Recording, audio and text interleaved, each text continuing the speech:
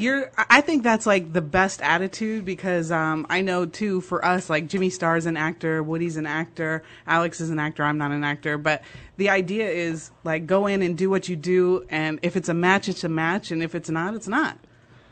Like no big deal. Yeah. Which a lot of people we know do not have that attitude. You know, it's like it will ruin their life if they don't get something, or they'll get so pent up about it, you know, they flub it.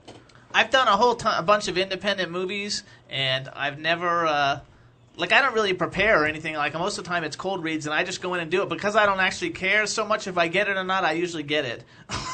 That's exactly true, man. It's so true. Sometimes when you don't care, it ends up coming your way, and you're like, really? Well, really? I didn't expect to get that. It's very true. Yeah. You know, and then there's those ones where you amp yourself up so much because you want it so much that it kind of throws you off.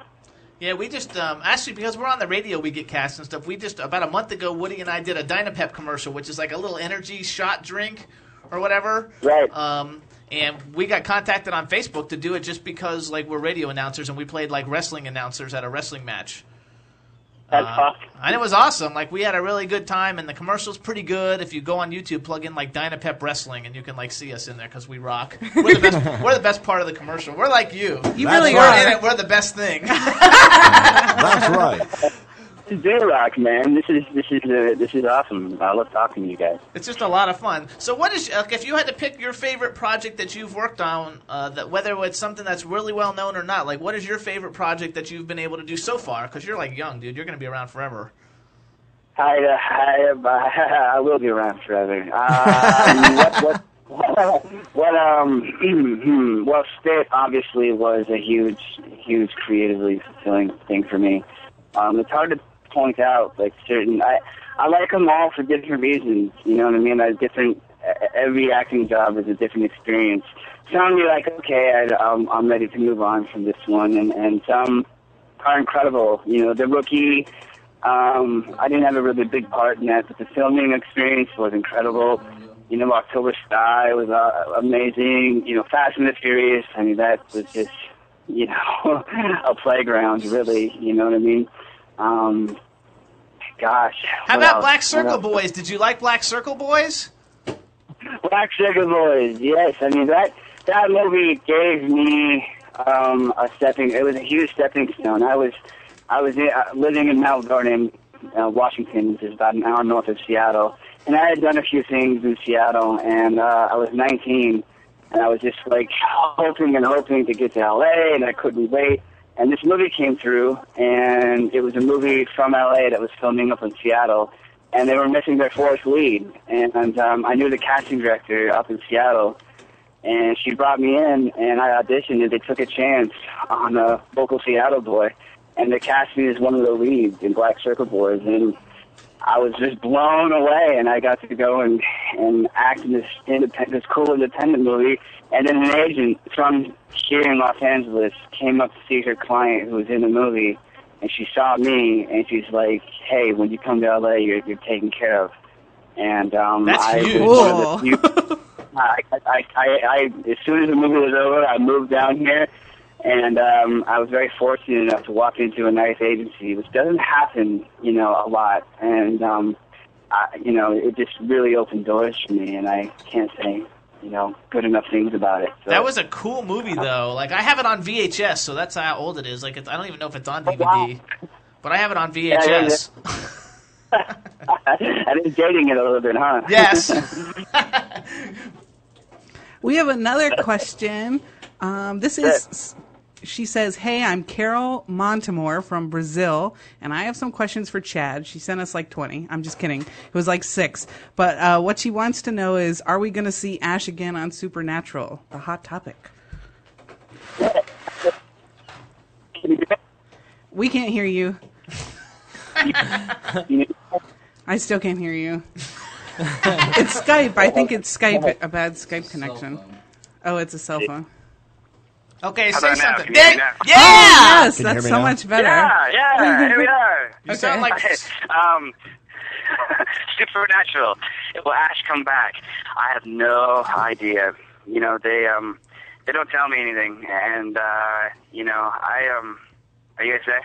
Yes, we are here. Okay, I heard about a silence. I'm like, We're so engrossed in everything you have to say that we're like paying attention. I know. We're hanging on your every word. Right? They killed me off in season 2, and I had a great run with it, and I started doing a lot of conventions, and then I realized there was so much love for Ash, and everyone was like, "We want to see you back. We want you back. Come back." And I'm like, "That's great. Hopefully they agree with you." And once Twitter came along, I gained all these amazing and loyal Supernatural followers. And I led a revolt on Twitter, and I said, all right, let's make some noise. And they started petitions, and they made videos, and they wrote emails to Eric Kripke, who, was the creator of the show. And they made a lot of noise, and he heard. And then they brought me back in season 5 for one episode. And it came full circle for me. And, it was the power of Twitter and the power of the fandom. And I was so grateful. And, that was, it came full circle for me at that point. And now I've sort of let it go. If they were to have me back, I would be delighted. And I would hope so. But I don't know where they're going with the show, and I really don't know anything. So if they asked me, I'd be honored. So that's about all I know on that end. I think it's huge, though. It really speaks to modern times and the days of the internet, and like Voice of the People. I mean, everybody teaming up, and that you actually were resurrected. I mean, it's a good thing the show is Supernatural, where things like that can happen. Right. But it really does show the power of fan base, and that character is such a great character. I mean, people are just in love with it. Dude, I think Dr. Badass. Dr. Badass. Yeah. He's a lot of fun, and he's got a mullet, and I think he's great comedic relief, when times get a little too serious on the show. So, I would always like to see him go out on the road with the boys. They never really brought him out of the roadhouse. Because I think he'd be fun out on the road with the guys. Yeah, that would be cool. All right, so you heard it here, tweeters. Start a tweeting. Somebody in the chat room wrote, Supernatural are stupid. They kill off good characters all the time. Right.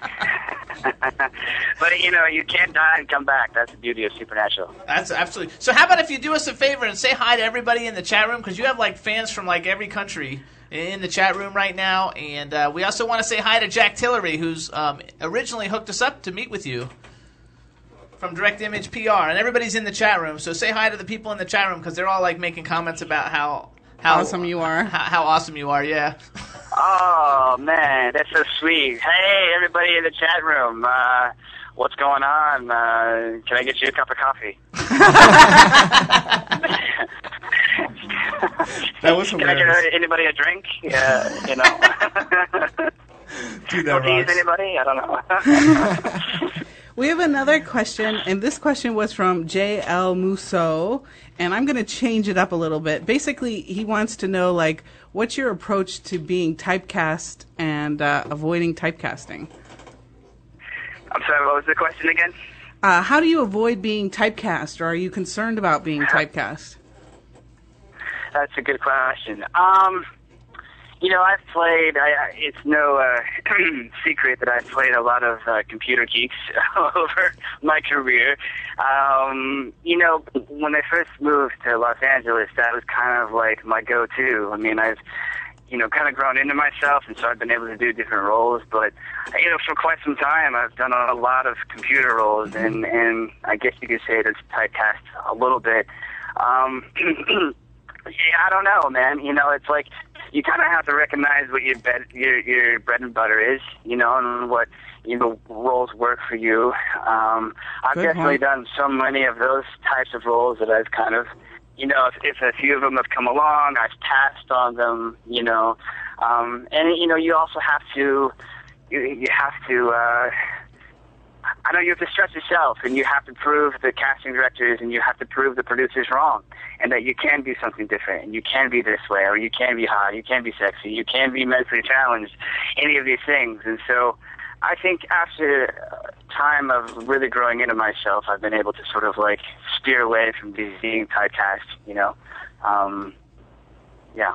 I was thinking, actually, your series on Funny or Die actually accomplishes that, because even though it's funny and everything is tongue-in-cheek, because you guys do different genres, you really get a chance to see you in, like, different characters and what you can do. Yeah.